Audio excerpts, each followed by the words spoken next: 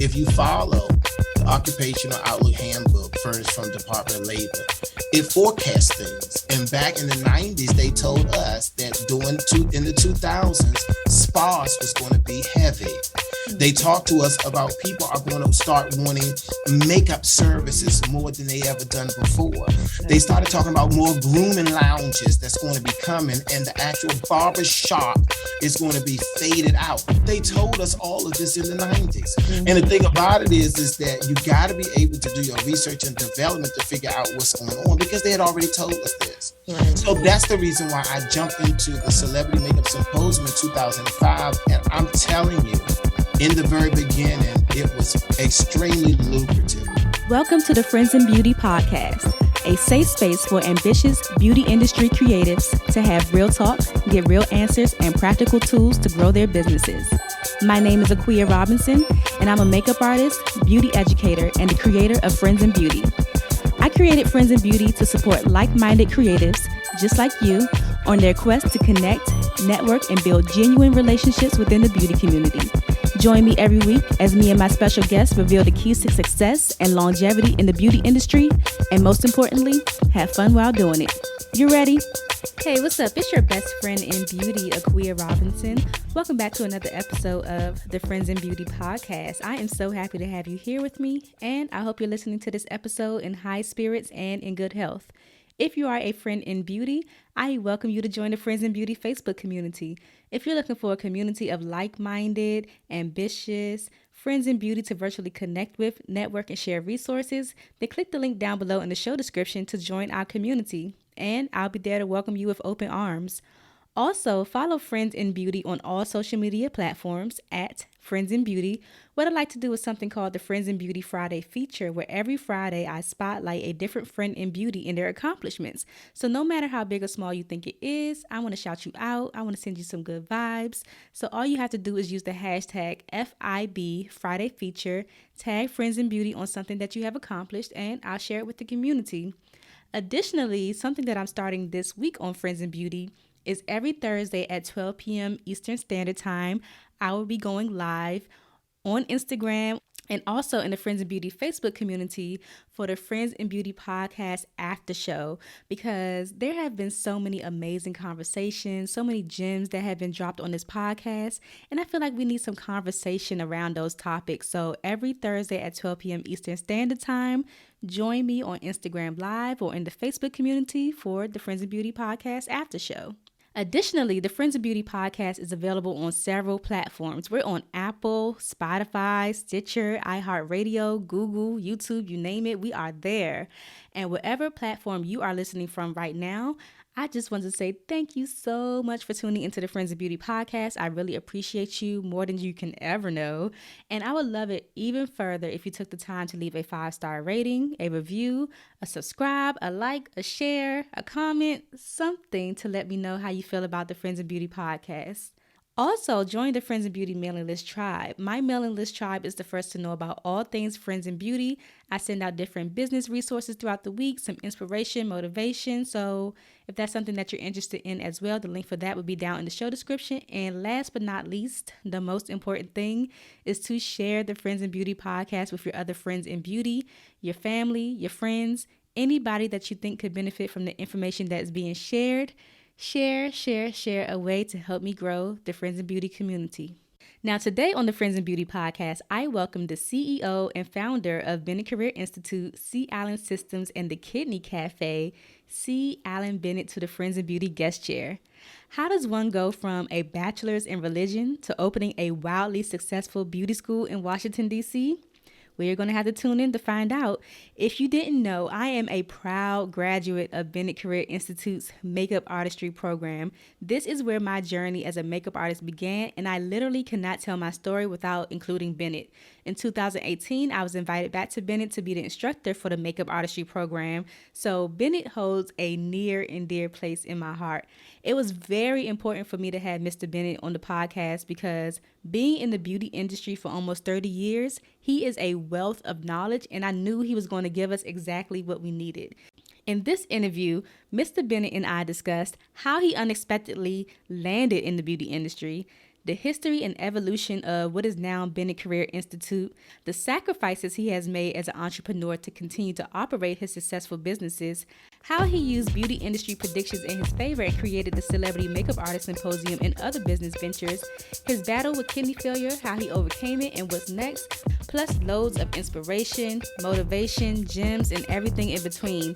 I have been waiting on this day to interview Mr. Bennett because he has been so influential to my success, and I just had to give him his flowers while he's still here to smell them. I even cried on the interview. Can you believe it? I even cried. I knew it was going to happen. So definitely tune in, take some notes, and listen more than once. Let's go ahead and jump into this amazing chat with C. Allen Bennett. And if you prefer to watch this interview, then tune in on YouTube. Enjoy. Welcome to the Friends in Beauty podcast, Mr. Bennett. Well, hey, I'm excited to be here. I'm so excited to have you. I already told my mom today, like, I'm interviewing Mr. Bennett for the podcast, and she's so excited, as am I. Very good. But I'm so appreciative of your time. I have so many questions to ask you. But before we jump into the interview, I want to start off with some icebreaker questions, just so we can get warmed up and so the Friends of Beauty audience can get to know you a little bit outside of beauty. Mm-hmm. So first one is just give us 3 random facts about you. Okay, the first random fact is I'm a graduate from Morehouse College, undergrad, and Howard University graduate. The second fact is I own the building, the land, the complex here at 700 Monroe Street, North to East, which is the Bennett Career Institute building. I am the owner of that building. And the third show enough fact is I'm single with 3 dogs. I love it. What do people always tell you that you're good at? Well, funny thing is that encouraging people is one of the most important, I would say, attributes that I have. I believe that I've been sent here for a purpose. That purpose is to help other people. So I do everything I can to try to uplift people, try to help people, and also try to push people into their destiny. Mm-hmm. And that I could attest to that for sure. I have these things called pod decks, and it's like random questions. One is a what the heck deck, and one is a would you rather. Which one would you like? Mm-hmm. Would I rather? Okay, would you rather? Okay, making me nervous now. And I always tell people these things are so weird. Like the questions that they have in here are super weird, but let's see which one they give you today. Okay, so this was not that bad. So it says, would you rather be handcuffed to the most annoying person you know for 24 hours or go camping with someone who likes you, but you don't like them back? I will go somewhere, the second one. I will go somewhere with them. Yeah, I'll go camping. Yeah, I'll do that too. Because I mean, you can navigate around. Yeah, exactly. Yeah. If you can give a piece of advice to your younger self, what would you tell yourself? Maybe like early 20s, Morehouse, Mr. Bennett. Very good.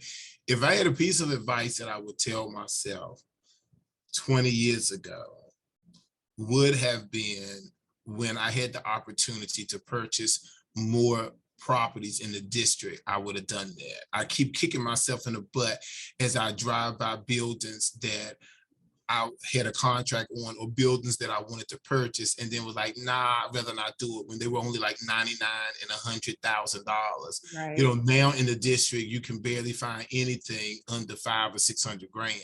Mm-hmm. And if I could go back in time, I would have definitely got more property, and I would have went straight and got my PhD. Which I've never done. And now that I've been out of school almost 30 years, I'm not trying to go back and do that. Mm-hmm. Yep. Okay, exactly. I love it. When's the last time that you did something for the first time? The last time that I did something for the first time. Let's see, the last time I did something for the first time. Oh, I went to Eastover area. Like East Over Shopping Center, I'd never been over there, never knew it existed, none of that. I was like, wow. Really? I have a new contract in that area, and it forced me to go over there. And I said, I've been a DC resident all my life and had no clue where I was. That is funny. Is it, well, I guess you wouldn't know if it still looks the same. Like, how's it look over there? It doesn't look like Washington. Mm-hmm. Okay. So it was just different. You know, it was just different for me. So that was something that I've never done before. Recently was going over to like Southern Avenue where Eastover is. I never knew that area existed. Oh, wow. You gotta get out more, Mr. Bennett. No. Because that's like right over there close to like National Harbor and stuff now. So yeah, I just never knew that it existed. Okay. And the last one, if you weren't the CEO of Bennett Career Institute, Sea Island Systems Products, the Kidney Cafe, you a boss, Mr. Bennett. You got a lot going on. What else could you see yourself doing? Well, definitely teaching. Mm-hmm. Being a classroom teacher, you know, maybe I remember a long time ago, I applied, they're no longer here, but I applied to Southeastern University in, I believe they're no longer here. But anyway, I applied there to teach business. So I believe I would probably be a professor somewhere teaching if I didn't have anything else. Okay, I love that. Thanks for sharing. I would love to just jump in and just ask you, when you introduce yourself to people now, like, and they ask you who you are and what do you do, like, how do you normally answer that question? That is so funny you said that, because it all depends on the audience and where I am. Mm-hmm. Because normally the general thing would be C. Allen Bennett, also known as Chef Benet, is what I would normally tell people. Mm-hmm. But the funny thing is, if I'm going on a date or something, I would just say I'm a barber teacher. Yeah, keep it simple. I do that because I just think that, you know, when you get to the level of success, there comes a time when you don't know who want to be your friend or who's in it for what they can get out of it. Yeah. So if I start off by telling them, it was really funny. I was at a party one day and this guy was like, I just would want to meet C. Allen. I see his salons all over the place. They say he's a great person. I just want to meet him. And of course, Sean Wiggins was with me, was like, well, today is your day. I was like, shut up. You know what I'm saying? I don't say anything.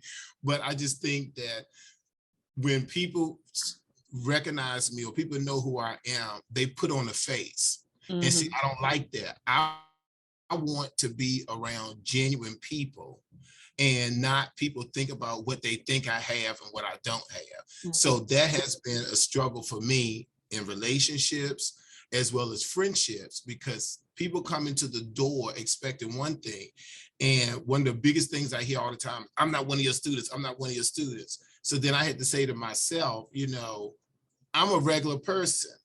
And I think that people have put people on a pedestal so high that oftentimes, you know, it's going to be a disappointment because I'm human like everyone else. And I think that that has been an issue that I face, is like, I'm a regular dude around a regular way and people don't see it that way. So when they come in, they have not only high expectations, but then they put on the face.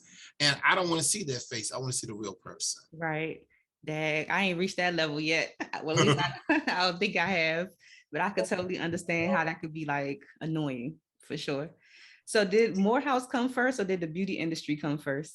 No, Morehouse came first. I graduated from Morehouse at the age of 22 and I came home and I couldn't find a job. I wanted to become a college president, but you know that doesn't work like this. You have to start in administration. So I started out trying to figure out how I would get into college administration. So I saw an ad in the paper for a financial aid assistant at a beauty school. Never heard of a beauty school, never knew that people went to beauty school. Mm-hmm. I said, well, let me go and check it out. It was on Rhode Island Avenue, and this was in 1992. Were you born in 92? I was born in the 80s. No. I was. Okay. So it was 1992. I came into the DC Beauty Academy, and the rest is history. I was there for 4 years. I became the school administrator. I was running 5 of those schools. They all closed down in January of 96, right before it's time for me to get my graduate degree from Howard University. I've got my graduate degree from Howard University. That was the year of the Olympics. So I'm ready to move to Atlanta. And the Spirit kept telling me, I'm a very spiritual person. Spirit kept telling me, now is the time. And I didn't understand that. Now is the time.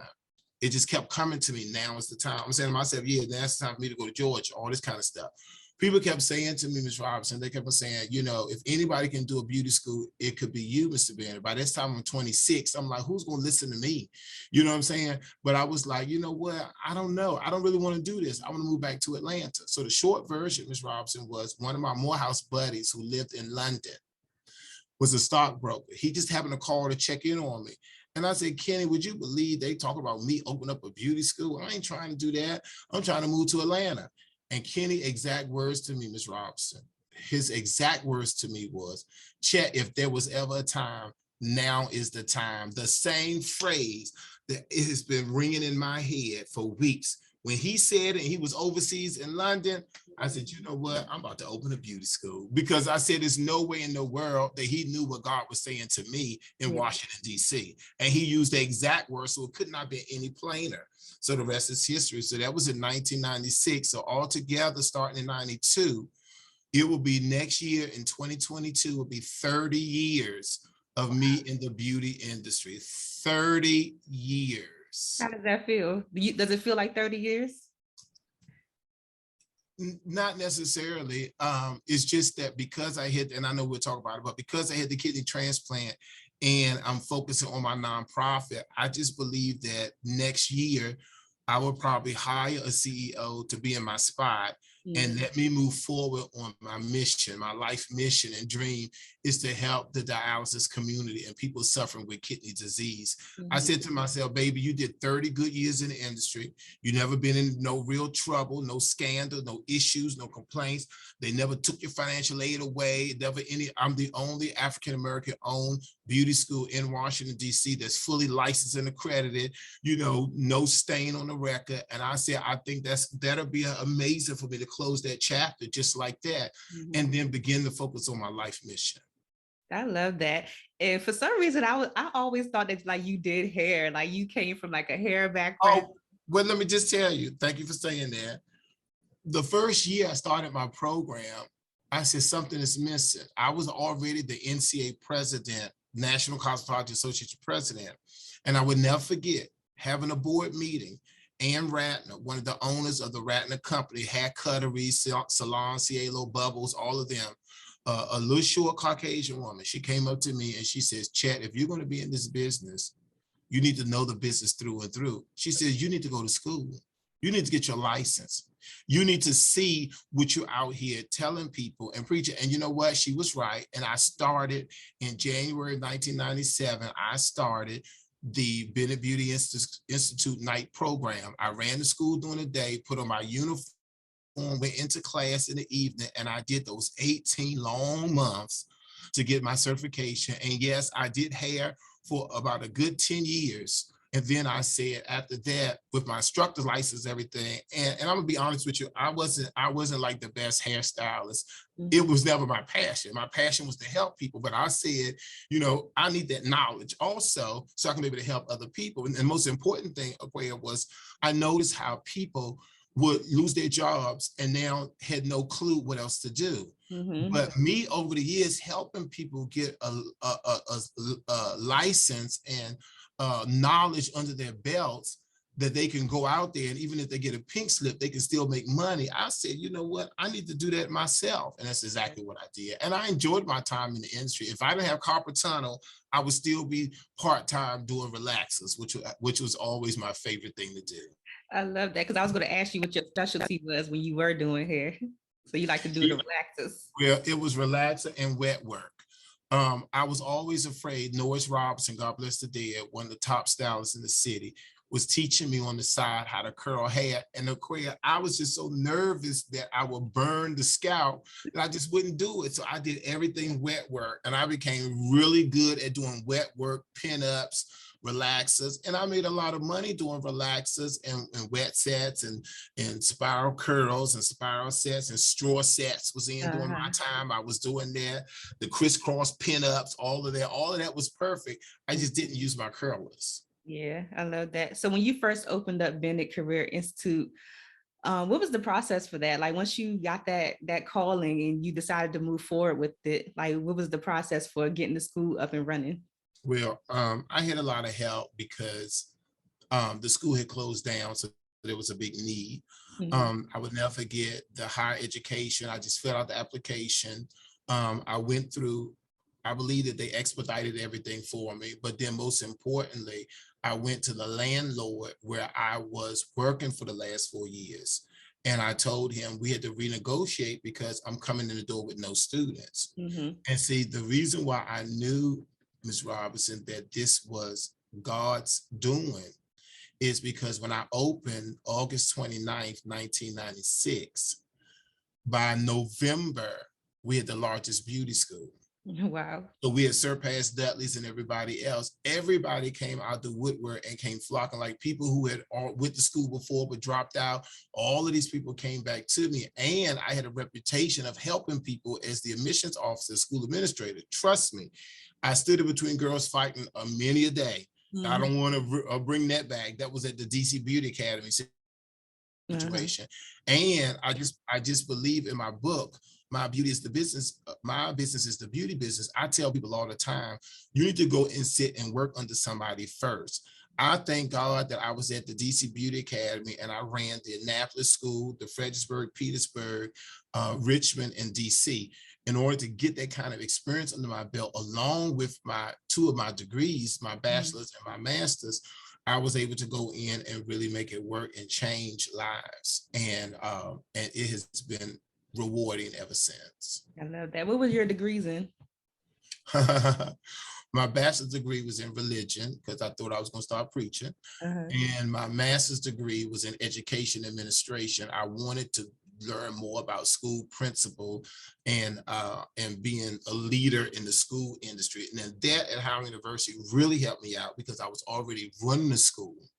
And by taking these classes, it just added more to what I was doing. Right.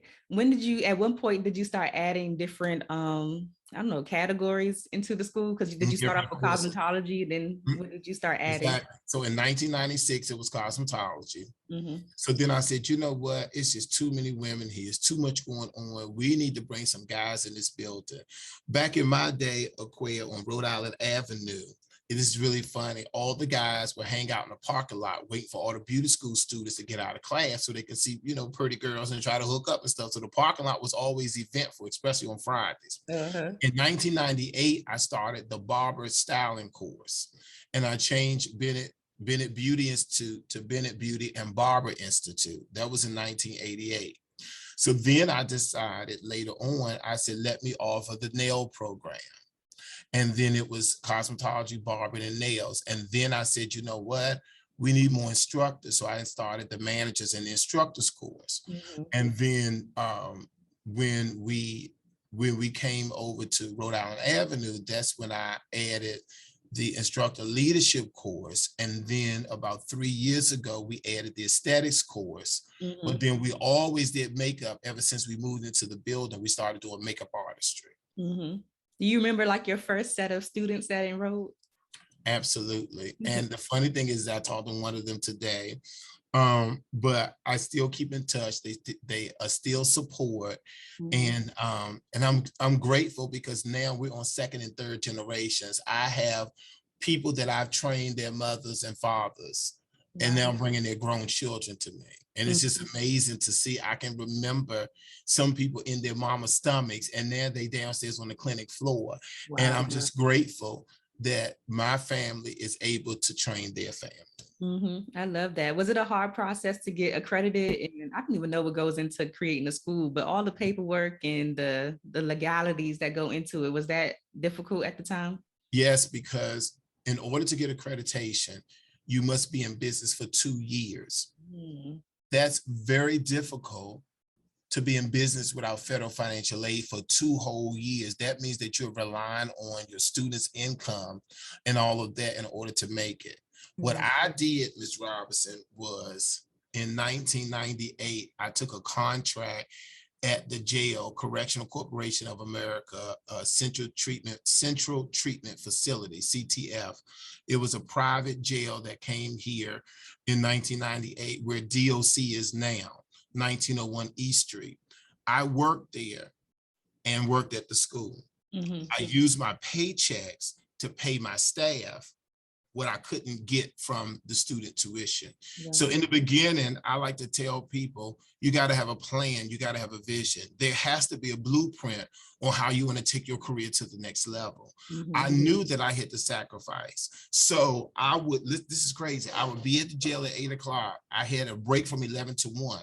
I would get to Bennett Beauty at 11:30 and I would stay until 12:30, that hour, to do whatever I could, and then go back to work until I got off at 4. Then I came and worked back at the school. Then I had to put on my uniform and go to class in the evening. But I had to do these things. Well, no. In 1998, I had already finished. But I had to go back and work on the floor, is what happened, because I had to cover the need wherever there was a need. And so that's how all of that happened. Yeah. When did you move into the building on Monroe Street? So let me just say this, and it's also my book, My Business is the Beauty Business. No one wanted to sell to a Black young guy talking about barber and cosmetology in the District of Columbia. In my book, I went as far as to list over 100 places that flatly turned us down with no reason at all. One person had given me a contract for a certain amount. I accepted it. He came back, added another 200,000 to it. I accepted that one, but they ended up selling it to the District of Columbia. So we went through a lot. It was in 2003 when I purchased this building. I met an old Greek guy who owned a lot of properties near Rhode Island Avenue because I wanted to stay close to the old school. So I met a guy. It took almost a year to convince him to sell me that building. Wow. It was a building I was looking for on Rhode Island Avenue. He said, I can't sell you this one, but go check out 700 Monroe Street. It took me two weeks just to find that. I never knew what 700 Monroe Street was. So finally, and this is the truth, I'm not exaggerating, I came down 7th Street. It really sounded like the heavens opened. Wow. And there was 700 Monroe Street, a standalone building by itself behind a Pizza Hut. And the only thing that was over there was a female dormitory for Catholic, all this grass where you can see the church, and an old Pizza Hut and the metro station. That was it. I said, I walked the building. It used to be a building for the fathers. So it was 83 toilets that we knocked out of here. So it was all these little teeny rooms. I'll never forget walking through the building, and God told me that was my building. Then I went into the auditorium. It was so beautiful. It had the real marble. We still have them. We just covered the floor, but real marble tile, flooring. And I looked out the window and saw the Pizza Hut. And God said to me, that's going to be your daycare center. I tell people like it was yesterday. And of course, they didn't believe me, and everything I'm telling you happened. I purchased the building in 2003, but guess what? It took me 2 years to come up with the money to renovate the building. And it was really sad because my father would ride by and see busted windows, homeless people trying to get into the building, all that kind of stuff. To January 11, 2005, the day that my father died, was the day that we moved into the building. Wow. So that was kind of something for me, because that was his joy. He retired and he was ready to come and work in the building. And it was so that it didn't happen. So January 11, 2005, we moved into, as we call it now, the Bennett Career Institute at 700 Monroe Street. And then a couple of years later, the Pizza Hut closed down, and I was able to get that Pizza Hut as well. So the Pizza Hut, I don't own it. I have a long-term lease with the Pizza Hut. That's where our Bennett Babies Child Development Center 2 is. And Bennett Babies 1 is in the basement of 700 Monroe Street. That's amazing. Oh my God. Because I grew up in that neighborhood. So I totally remember the Pizza Hut. I remember when there was nothing over there. Now they have all this stuff that they're building and it looks good, but it's just totally different over there now. Because when the apartment building came next to us, they took away our other side of our parking lot because we was just using it. It wasn't ours. And now with all of the Chipotles and the Potbellies and stuff, so of course we have issues with people sneaking on the parking lot, and then when the students come, there's no space. Yeah. So so there is another side to all of the development and stuff going on. Now it's traffic, which we didn't have before, but we're not complaining, because before we had to walk all the way to 12th Street to get something to eat, and now it's right at our doorsteps. Right there. I grew up wanting to go to Bennett. Okay, very good. Because it was a girl that I knew when I was growing up. I think she was in the cosmetology program at one point. I just thought that was like the coolest thing ever. And I was like, yeah, I'm gonna go to Bennett one day. And I thought about it today, that I had that thought when I was younger. And I was like, and I actually went to Bennett. That's just so crazy to me. But if someone is new in the beauty industry, like what should they be focusing on business-wise when they first, I guess, leave school or jump into it? I think that it is important for people to understand how marketing and networking and being able to open up their mouth is the most important thing I would tell people. Queer, I have this tattoo on my arm. The tattoo says, it doesn't matter how good you are if no one knows, Madam C.J. Walker. And we're living in a time now where people don't know how to hustle. They don't want to hustle. They just expect that when they come out there, everything is going to fall in their lap, from clients to events to offerings to invitations and all of that. It doesn't happen that way. We're in a customer service industry. And I tell people, a closed mouth don't get fed. When you walk into a room, you speak. You make sure that you speak to people that you don't even know. Do the 3-foot rule. At Morehouse College, they taught us the 3-foot rule. Never come within 3 feet of someone without selling yourself and your business. So I cheated. I go around town with my Bennett Career Institute lab jacket on that makes people start talking. Oh, you a barber. Oh, you go to that school. What you think? And then a conversation starts almost every time. So I wear that jacket from Walmart to Foreman Mills. I'll put that jacket on because I know that's going to be a magnet for people to try to have a conversation with you. So to answer that question, I would say they got to learn how to open up their mouths.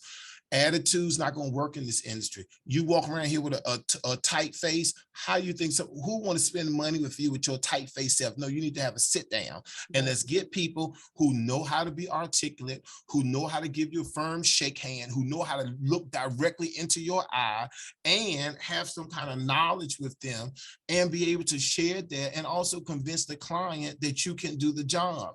You walking around here with your talented self, but you're not sharing it with anyone. Only your family knows. You don't have that personality to keep the people. Some people, Aquia, can have people come back over and over again if they really, really that good.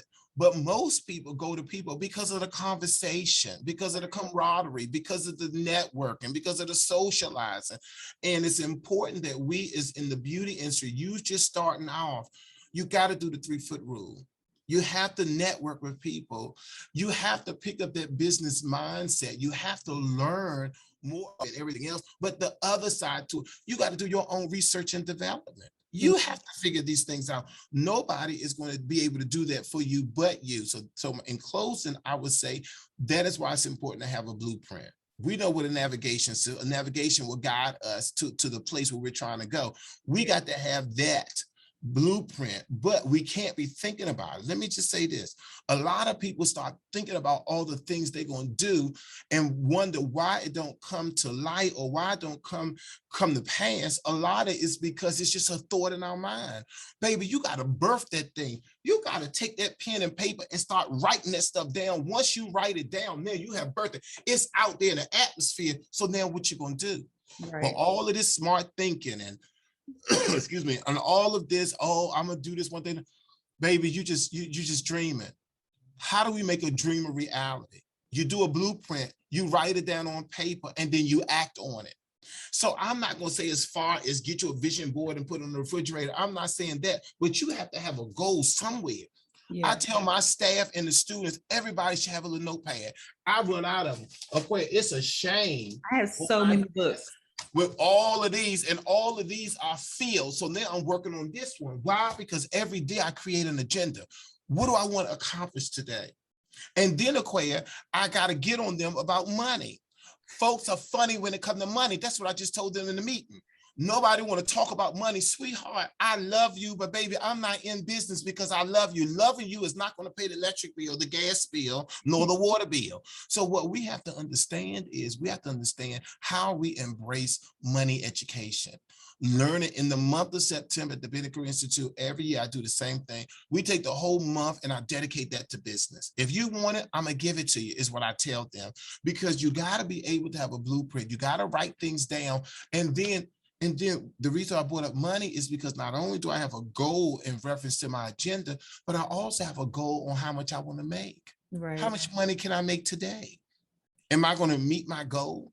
When events come up, when you do your budget, you budget out what you really want to do, because the important thing is that if you just haphazardly do stuff and you don't have it written down and you don't have a budget and you don't have any of that, then all of a sudden, it is what it is. Yeah, definitely. I totally agree to all of that. And the thing that sticks out to me the most is the networking thing, because I'm a huge advocate for networking and just, like you said, opening your mouth. People are so afraid to talk to people. It's so strange to me. I don't want to judge anybody, but no, it's true. People are so afraid just to say hello and just to introduce themselves, and it's crazy. But that's the one thing I can say that has really attributed to like my growth a lot, and a lot of the opportunities that I've gotten in the industry is just networking, being polite, being kind, being helpful, and things like what else? And you're famous for, what else? What? Showing up. That's half the battle. Do you know a lot of people get opportunities and they don't even show up? Mm-hmm. I tell people all the time, the devil's job is to kill, to steal, and to destroy. If you know that you're talented and you know that you got something good going, what you have to do is you have to get away from, in my meeting, I talked about distractions. Mm-hmm. It is important for us to understand that distractions are going to come, but we can't. And let me just say this, I got to tell you the whole word. It was one thing before that, real quick. Oh, it was driven focus versus distractions. And I was talking about how important it was to have a driven purpose. You got to have a purpose in life, something to look forward to, something to work into, something to keep working on, because distractions are going to come. And a lot of us become procrastinators because of the distractions. You can't, now it's okay to be knocked down one day, but are you going to stay down? Right, you got to get up, you got to make it happen. And I tell people, Aquia, everybody's broken. We all have a story. Somebody did something happened in our childhood that got us thinking certain ways and all that. My question is, when you begin to know better, you got to do better. Mm-hmm. You can't keep holding on to Uncle Charlie did this to me when I was 8 years old, but baby, you're 38 now. Right. So you're going to let Uncle Charlie control those 30 extra years that you have in your life because you still can't get past it. You got to go to counseling. You got to get past it because you got to meet your destiny, your goals that God has set for you. You can't do that if you're still living in the past. Mm-hmm. Absolutely. Absolutely. And another thing I want to ask you too is that I always say that people have this misconception that like once you reach a certain level in the industry or in your career that you don't have problems or challenges. So I would love to know like the levels, like what are some challenges that you had in the beginning of your career versus now that you handle? Well, I tell you like this. I tell people all the time that we're in the same situation. Your problem may be 500 and my problem may be 500,000, but we still got the same problem. Right. So I say all the time that in the beginning, a lot of the same things still happening. And that is, how do you change the mindset of people when they were taught in schools, only dumb people go to trade school? Or they were taught in schools that you're not college material. So why don't you go ahead and learn how to do something with your hands? And then they come in the door with low expectations because mom and daddy say you should go to college and all of that, try to push you towards college, but you know deep down inside you want to be a hairstylist or a barber. And a lot of times be able to make way more money than people with college degrees. But to me, some of the struggles back then are some of the same struggles that we're having now, and that is the beauty industry being a reputable industry, someplace where you can go and really get some good training and really learn how to go past the 6-digit figure, because there's so many things you can do in the beauty industry. Yeah. So it's like me trying to get rid of, I still have, we're enrolling now, and I still have people saying, oh, my mother don't like this, she want me to go off to college. And I tell people there's nothing wrong with college, but if this is what you want to do, get this under your belt, get your license, and then go off to college. And now you can be self-sufficient, because you can find any beauty salon, and during the days when you're not in school, you're working, you're making money. Yeah. I was definitely one of those people. I wanted to go to, I actually wanted to be a hairstylist, like straight out of high school. I did not want to go to college. My plan was to go to cosmetology school. I was going to go to Bennett. I was going to get my license, and I was going to open up a hair salon, but I was 17 when I graduated from high school. So everybody advised me to go to college and everything. And I did. I went to college, I got an IT degree, and I graduated around like the recession. So I couldn't find a job. The one interview that I did have, I failed the assessment before they interviewed me, and they didn't even interview me. So I remember walking out of there crying and all carrying on. And I worked all types of jobs for just to have money in my pocket, try like multi-level marketing, all types of stuff. And then I just got to a point where I was like, okay, what do you like to do that you can make money from? And at that point, I was starting to get into makeup. And then Bennett is right up the street from my house, or where I used to live. So I decided to go to Bennett, and like the rest is history. So I definitely enjoyed student and an awesome teacher. Thank you. I definitely enjoyed my time at Bennett. Like, we'll go into that in a second. But yeah, I enjoyed my time at Bennett, and I enjoyed my time in college too, because if I didn't go to college, I wouldn't have some of the skills that I have to like help me, in my business and stuff. Absolutely. I feel the same way. Yeah. In what ways have you seen the beauty industry change over the last 30 years, whether it's good or bad? Well, the beauty industry has changed a lot. And I try to tell people all the time that we got to get out of that time capsule. I tell my older staff people, everybody keeps saying, oh, things ain't like it used to be, but nothing's like it used to be. Yeah. Everyone took the industry very, very seriously. And they made sure that they were licensed, and they made sure that, they really held the banner in reference to the industry. Now we have people who come into the door who think they know everything. We have people that come into the door that do not want teachers to even tell them anything. We're living in an age now where in Washington, D.C., marijuana is legal. But guess what? It's not legal if you're receiving federal funds. So now you have people that may have a different mentality because of what they did before they came. Then you have a mixture of people that is in the program because they receiving money. And you mix that in there with the older lady who felt like she should have went 20 years ago, but her mom talked her out of it. Now that she's retiring, she want to come to school. And then you have the young girl who's motivated, dedicated, and determined, like we used to have back in the day. So it's just a combination of things that are going on. It's a lot of outside activities that are happening. A prime example is so much illegal activities that are going on in salons and barbershops where they're not being licensed like they're supposed to, that the customer service piece isn't really there. And it's unfortunate, because how have the beauty industry changed?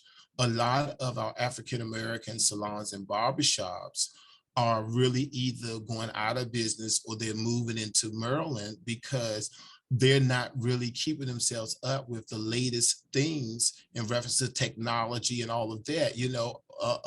If you follow the Occupational Outlook Handbook furnished from Department of Labor, it forecasts things. And back in the 90s, they told us that in the 2000s, spas was going to be heavy. They talked to us about people are going to start wanting makeup services more than they ever done before.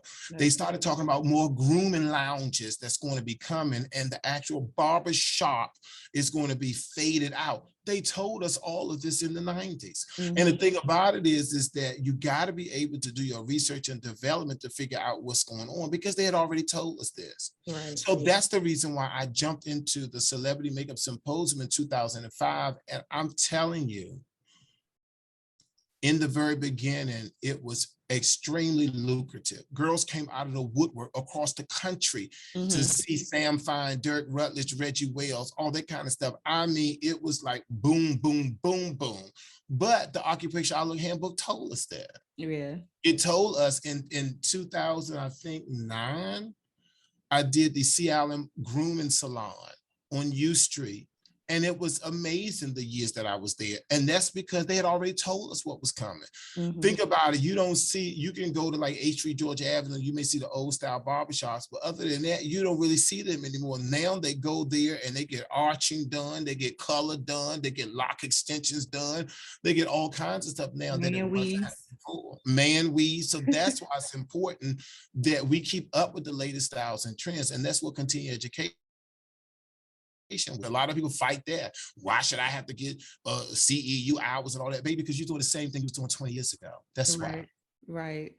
People will fight you on anything. It's like, it's to help you. It's to make you better and to make you stay fresh. Like, why wouldn't you want to do it? You should be doing it without it being a requirement.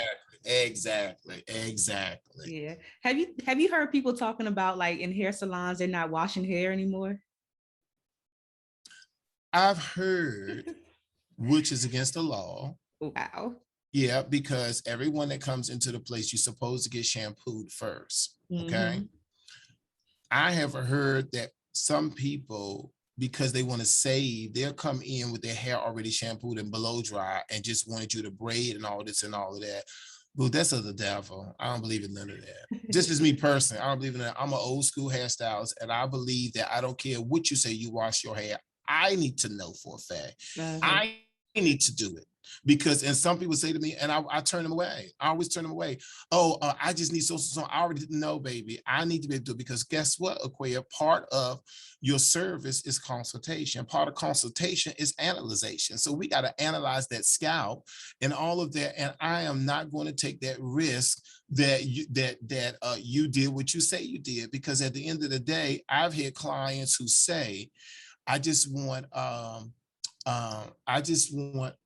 permanent, this is famous. I want a permanent color black. But then as the licensed stylist, it also talks us about using our senses. I can smell a fresh relaxer, and you want me to put a permanent color? You see, people want what they want, but they're not understanding. See, they don't have the training. That permanent, that's the color, a chemical, and a chemical is going to do what? Your hair going to come out. And the first thing they're going to say is, you took my hair out. No, sweetie, you was not honest up front. You already went ahead and got a fresh relaxer, and then you want me to put a permanent color there. It's not going to happen. That is crazy. Mr. Bennett, how did you learn how to manage all the personalities, all the personalities that come through the doors at the school? It's so very colorful. Extremely colorful. To me, I look at it as a shepherd watching over their sheep.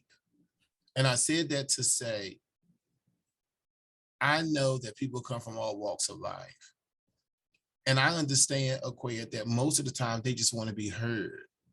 So what I like to do is I like to nip stuff in the bud before it happens. So I like to go on our orientation meeting and say, listen, if you're going to do 1, 2, 3, 4, 5, 6, 7, 8, 9, 10, you need to go ahead and leave now, because this is stuff that we're not going to have. It's all about that line of communication. A lot of salons, barbershops, spas, people have problems because they don't meet. There has to be a meeting of the mind. You got to come together with people. How in the world you going to have a salon, barbershop, nail business, spa business, and you don't meet with your staff at least once a month? See, that's the problem. And that everybody's believing what they want to believe inside their head. It doesn't work that way. Anybody know me, they say my middle name is Meeting, because I'm going to have meetings every day. Why? Because I don't want any confusion to get started. I don't want stuff to spring up. I don't want no attitude adjustment. So let's nip this stuff in the bud, because that's the only way I can be able to be at peace. We got to nip that stuff in the bud. I got to know what's going on. We got to nip it. And a lot of times that's the problem with people, is the miscommunication. Oh, well, I thought, or I heard somebody say, or somebody said, no, sweetie, you got to sit down and you got to have those meetings. I love that. Now, one thing I really admire about you is that you're a businessman. Like you always just come up with all of these different things to generate income and everything like that. How do you successfully continues to stay relevant? And then like, where does that drive and that hustle come from within you that you had like the Sea Island products, you had the salons, and you're involved in so much? Well, I just say that I think a lot of it has to do with just being focus driven, because what I like to do is I'm a serial entrepreneur and I like to do an array of things. I like to cover, see, whenever somebody tell me that there's a need, that something needs to be covered, the first thing I do is I jump on it. A prime example, I was driving down the street one day and the spirit told me about the Celebrity Makeup Symposium. It came to me in March. We did it in May. It was sold out. The first one was $1,000 a ticket. We wasn't going past 100, and we had like 110 people who paid $1,000. My eyes were like this. I said, okay. So I ran that wave until the wave started to be over with. And the last conference, being honest, the last one I had with Faith Evans, I came out of my pocket big time. But that also told me that my time was up. You did what you can do. You know, now it's time for you to move on to something different. So I started out with the beauty school. The first thing happened to Queer was students was complaining about they had no daycare. They had no place to do their children. So the first thing I did was I did a daycare. So I do stuff out of the need. The reason why I have the main contract for the CEU classes is because when they first said that they were going to do it, I knew that my students needed. Why don't I bring in people, celebrities and alike, to come in and train them, give them the best education? So that's what I did. So basically, I jump on the opportunity. When the opportunity presents itself, I jump on the opportunity. The same thing with the Kidney Cafe birthed from me having a transplant and not being able to eat anything and keep throwing up over and over again. So I had to start researching and finding meals that I can keep down. Yeah, the weight looked good, but I couldn't eat anything. Yeah. So I had to find meals to keep down. So some things came out of necessity and some things came out, basically the same thing. There was a need there. So I jump on because I just feel like this, and some people hate, but it's okay. If there's a need and I can meet that need, I'm gonna try to meet the need. And I think that there have been some setbacks because I'm single today because of that. Because like even, I don't, and this is funny, I'm just to tell you the truth. I don't have time to be laid up there on Netflix watching movies, cutting and all that kind of stuff because, honey, I got work to do. I got to make some money. The other side to it is that I'm the youngest in my family, but my whole entire family, the staff, everybody, we have over 50 employees between Bennett Babies and Bennett Career Institute. If I started to do stupid stuff like drugs and all that kind of stuff, then that means all of these lives are going to be affected. So it is sometimes it's an honor, and sometimes it's like, wow, you really got all these people that if you decide to cut out and act like a fool and they don't get a paycheck, you're going to destroy so many households. So, and then finally, I look at the main reason what happened. Aquia, we were brought up, the Bennett family, off of a single mother with 6 kids. She never did take welfare, but we did get subsidy like the loan, the cheese and all that kind of stuff. And we all worked since we were 14. My mother won a discrimination lawsuit against the Federal Reserve Board of Governors. They didn't give her a whole lot of money, but the little bit of money that she did get, she invested in me and let me open the school. So my thing today is the reason why you don't see no scandal and stuff, because I don't break no laws. I cross every T, dot every I. And I'm gonna be honest with you, a lot of it has to do with, it came from the blood, sweat, and tears of my mother's money, which now put that obligation on me. Right. So how would it be me messing up something and then have to go back to my mother who gave me everything that she has gotten from that lawsuit?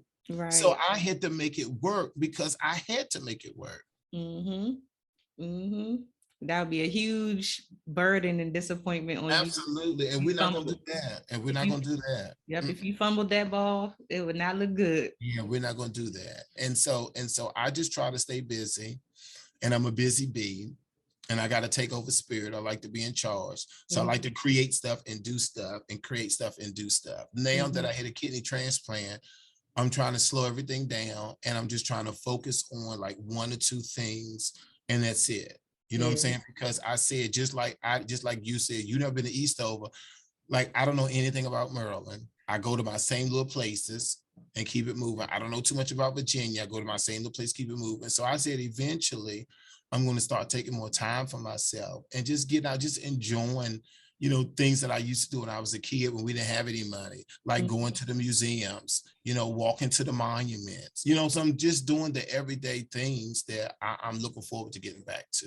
Yeah, I love that. So you did mention the Kidney Cafe. One of the things I've been watching your channel, the Kidney Cafe.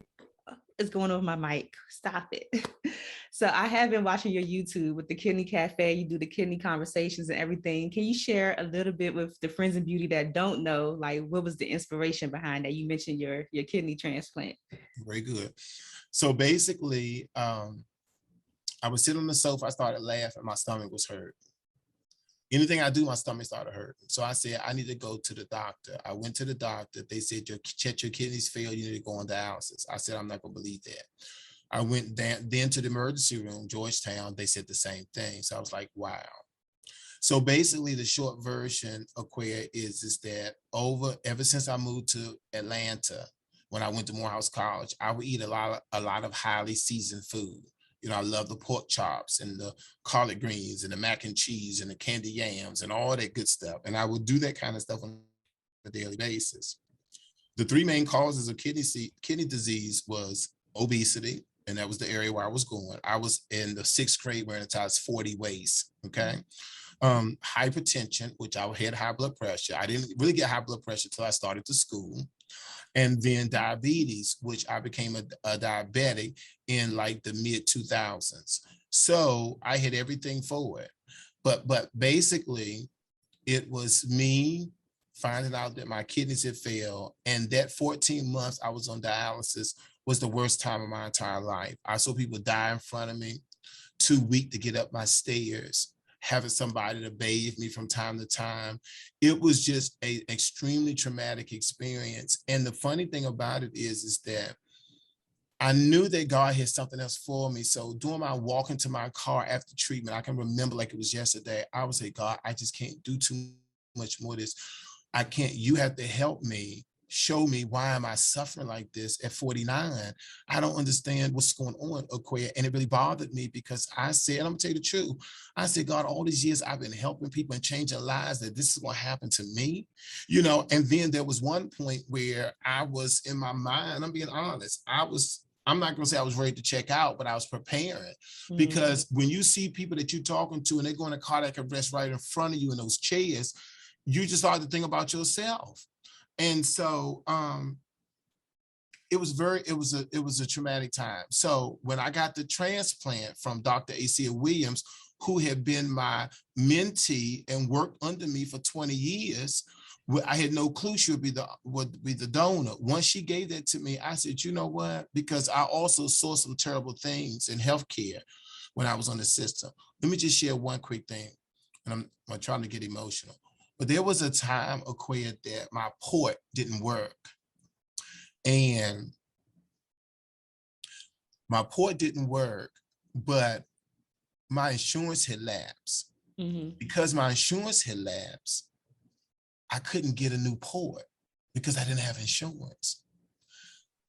I said to them, and I'm calling everybody, so you all expect me to just die?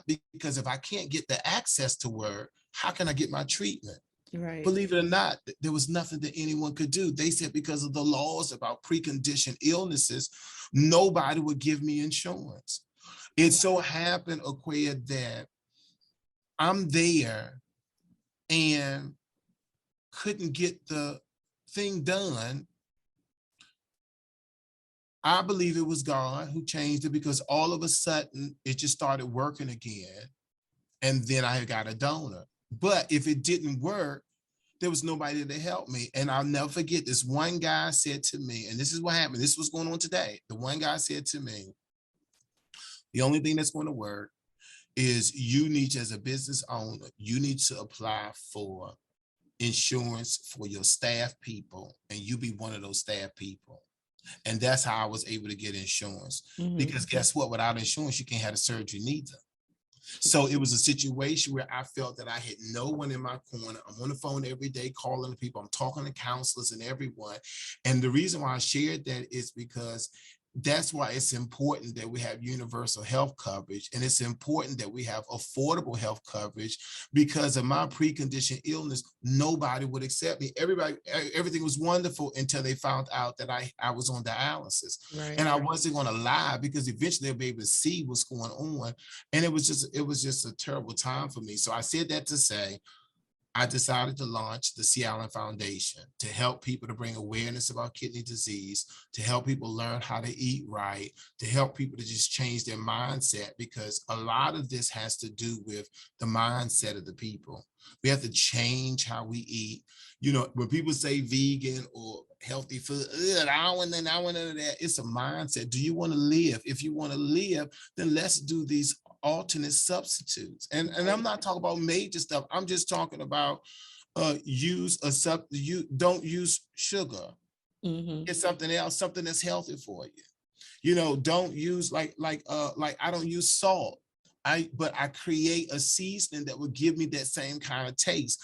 It's just about caring about yourself and understanding that this is your temple and you only have one. And what can you do to make it right? And sometimes I fall. Sometimes I do want something greasy and all that kind of stuff. But guess what? I use grapeseed oil to fry my chicken, opposed to using the regular oil that's going to clog my arteries. Right. Ooh, I'm so happy, Mr. Bennett, that you got that surgery. Hold on real quick. Yeah. I'm so happy too. I'm happy too. And I told myself I wasn't going to get emotional, because you mean a lot to me, Mr. Bennett. And I was so scared, just like seeing you that way. Like when you did come up to the school, the times that you did come, I was really scared that you weren't going to make it, Mr. Bennett, to be honest. No, I know. And I have people the same way you're doing now. I had students who came up to me who lost best friends and family members through the same thing. And so everybody know the inevitable. If you have a kidney disease, if you don't get a transplant, it's going to happen. And so many people had reached out, Aquia, and I didn't really know the effect until I was out of the hospital, and I told people, in lieu of sending me cards and flowers, to send me a donation. They didn't know, but I gave all the money to Dr. A.C. Williams, because she was a working stylist. That's all she did. But Aquia, I gotten so much money that I can be a blessing to her. And I couldn't believe that people were giving me money like that. But people kept telling me what I did for them over the years. People were telling me stuff I don't even remember. One girl said to me that she didn't have any shoes. I don't even remember this. She said there was a store on 8th Street, and I went and told her to get what she wanted. And she bought all these shoes. And that's why she had sent the donation. I had a girl, and this one I cried, a girl sent me $14.24. She said, "This is all I have, but I wanted you to have it." You can't beat stuff like that. But that's where it goes to sowing and reaping. When you sow things, when it's your time, you'll reap those things. And I think that's what happened for me. And I didn't take it for granted. I had no idea what was going to happen. I never thought of a kidney cafe or kidney conversations. None of that. All of that was birthed out of the trials and tribulations that I had when I was on the machine. But this is what people got to remember. I was only on there for 14 months, and it was horrible. What about the people that's been 14 years, 10 years, 8 years, and still haven't gotten a kidney? I want to kind of change those dynamics. I want to do everything I can to help people to maybe how to fight the disease, because it's something to be there in that chair for 4 hours, 3 days a week, watching your blood leaving your body and going back. I would not wish that on anyone. But the reality of it is that those are the cards that we're dealt. But a lot of times that could have been avoided.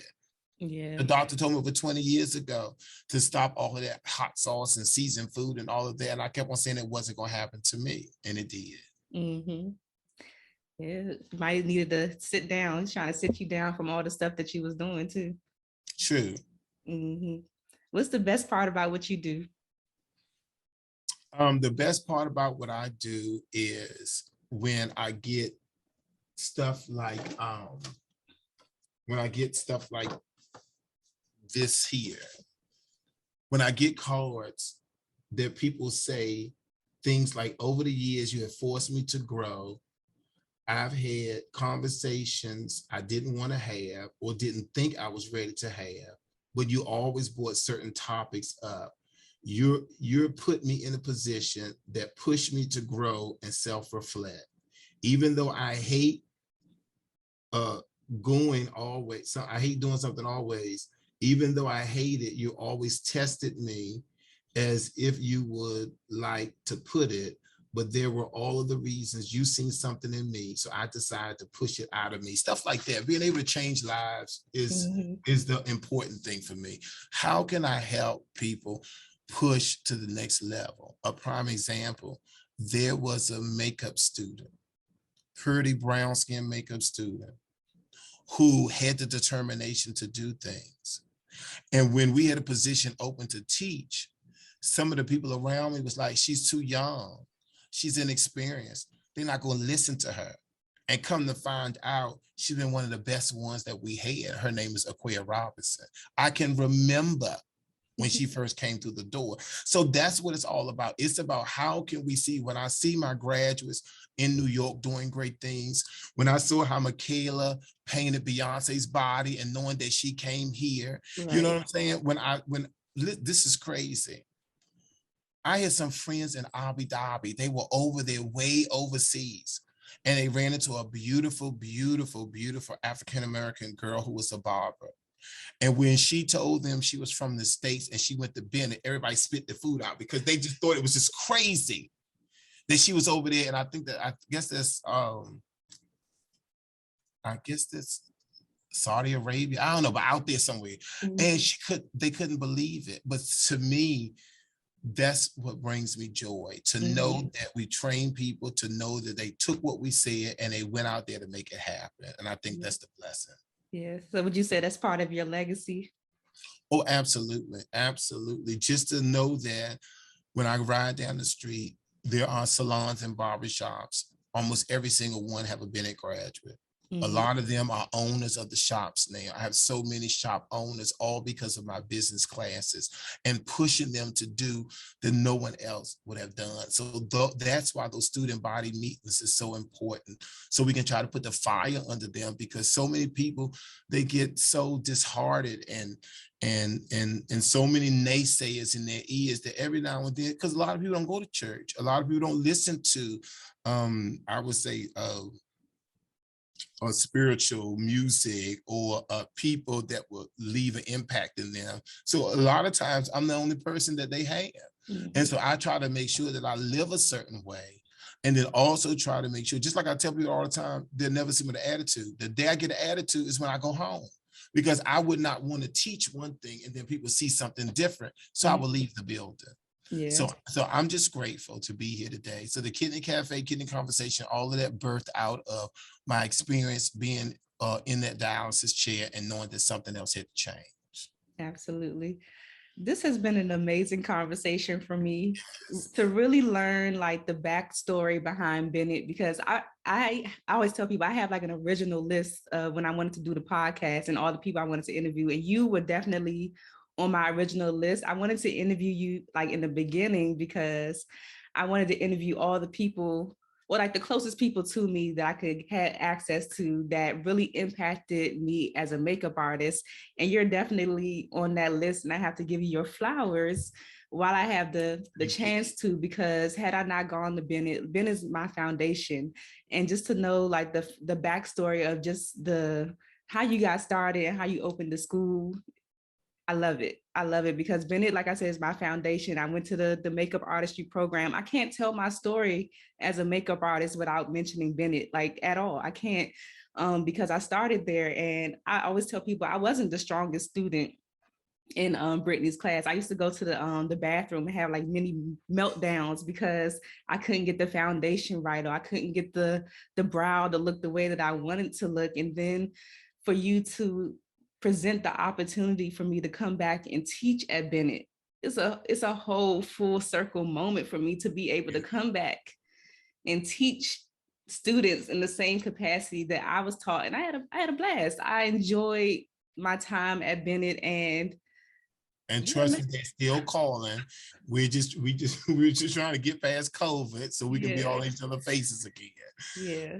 But I appreciate you so much, Mr. Bennett, just because we all have our challenges and everything. So just for you pushing through whatever challenges that you had in your life, even your health crisis and everything, just to push through and still be able to show up for yourself and for the people that, are looking to you for support. Like, I have to give you your kudos and thank you. I just appreciate you so much. Like, even the celebrity symposium, that was a big deal for me too, because I got to assist Morel.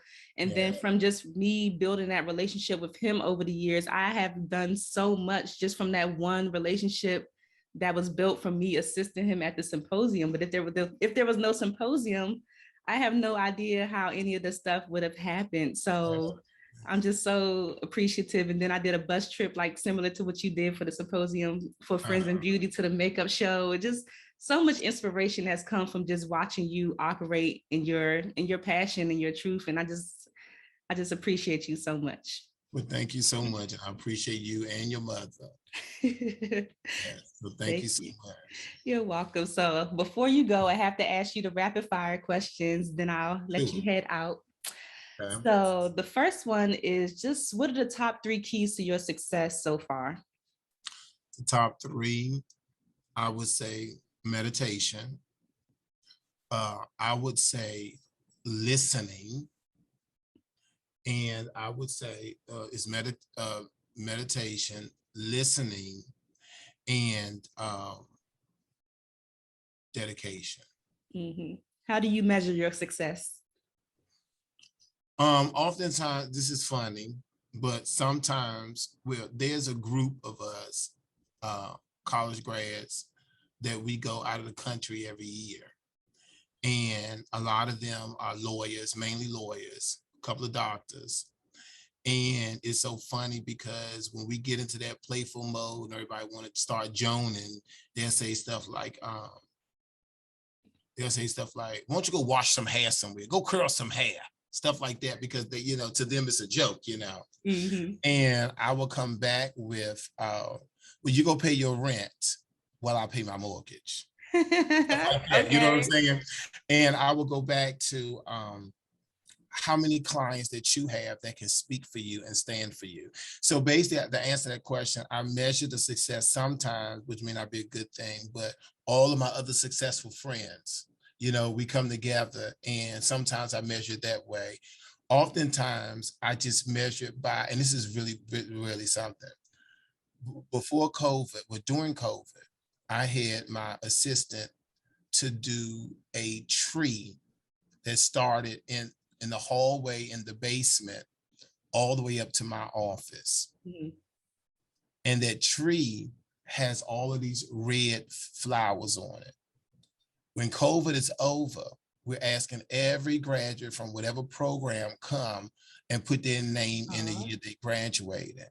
So for me, measure my success is to look at that tree and see how much it goes back to the Bible, talking about you can know a tree by the fruit it bears. Mm-hmm. And I said, when I come in the morning and walk up all those steps and see all of those people who graduated, it's just going to empower me every day to know that I can judge the fruit of my labor by looking at all of those graduates there, looking at all those graduates and have gone through the career and the things they're doing and all that kind of stuff. So I definitely want to measure that by just all of my graduates and all the wonderful things that they're doing all across the country, not just in the DMV. Right.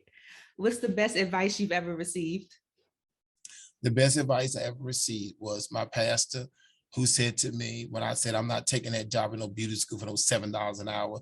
He said, Chet, take the job because you don't never know what God has in store for you. That was the best advice from Greater Mount Calvary Holy Church, Bishop Alfred Owens, that I could have ever gotten. I love that. And what advice would you give to someone who is in the beauty industry right now, but they're just wanting to call it quits? Hold on. The industry is an amazing field because not only are you making people look good, but when we look good, we feel better. So it's important to know that sometimes we are that angel that can come in and change lives, especially through makeup artistry, to be able to beat that face and let them see how pretty they can look. But a lot of times they help them understand that beauty comes from within. Once you change that attitude and that disposition, then everything else is going to be easy sailing. Absolutely. And what's a resource that helps you in your business that you can share with the Friends of Beauty community? Well, the funny thing is that I know it's going to sound crazy, but the Bible, I think that oftentimes we have to go back to the source for inspiration, for strength. This is one that's not open, but I keep it on my desk, but I do have several in here that I like to use. So that is one of them. And then the other one is just going into meditation so you can be able to hear God much clearer. And I think that's the problem. I tell my students all the time, we driving around with the radio on, turn that radio off. You go home, you keep the first thing you do is cut the TV on. Honey, keep the TV off. Go somewhere, be by yourself. Listen. Get yourself together and listen. Just sit back and then begin to concentrate.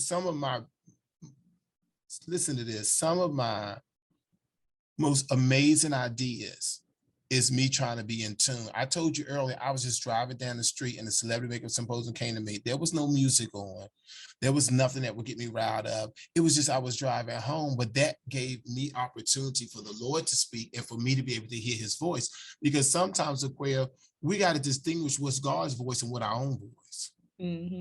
Because sometimes we say stuff that we really want to happen, but then is it really the mission for us? That's why you have to meditate so you can distinguish which is your voice and which is the higher power. Absolutely. So that's why I tell people, I'm not trying to preach religion. I just say meditate, get into your own self, learn who you are, figure out how you can change situations. I love it. Absolutely. And the last thing is, I just want you to fill in the blank and say, my name is blank, and the key to longevity and success is whatever you think it is. My name is Chet Bennett, and the key to longevity is staying focused. Yes, sir. Stay focused. Write that stuff down. You got to stay focused. And there are going to be times when your being focused is going to be tested, but you just got to keep on going. There are going to be times that you're going to be knocked down. You got to get up. But before you get up, ask yourself, what is the lesson that you learned when you was down? Because a lot of times, I believe that's what happened to us. I think that God, kind of like Job, I think that God puts us in a certain situation to see how well we can handle it, but also give us a lesson. Because me being so public, and people say to me, but why you put your business on social media like that, where you will even do posts in your bed in the dialysis place, because people need to see it. Yeah, it's real. Sometimes you got to push it, put it out there. And I did that on purpose. I showed the tubes coming out, all this stuff. I still got all of those videos and stuff now, because sometimes you got to open the door, you got to express yourself. People got to know what's going on. But that was also my way of healing too, because I would get great messages from people saying, oh, Mr. Bennett, hold on, everything, you know what I'm saying? And you need that from time to time. You need to be pushed. Yeah. Thank you so much. Before you go, share any information where you would like people to find you, connect with you, and learn more about what you're doing. Very good. So on kidney-cafe.com with a K. So there's kidney with a dash and then KAFE.com. If you know someone that has kidney disease or kidney failure, you want to have them go to that website. My social handle on Facebook and Instagram is Chet, CHET, Beauty King Bennett. Chet, CHET, Beauty King Bennett. And for those that have questions and all that, once you just send me a DM, it comes right to my cell phone. I'll be able to help you.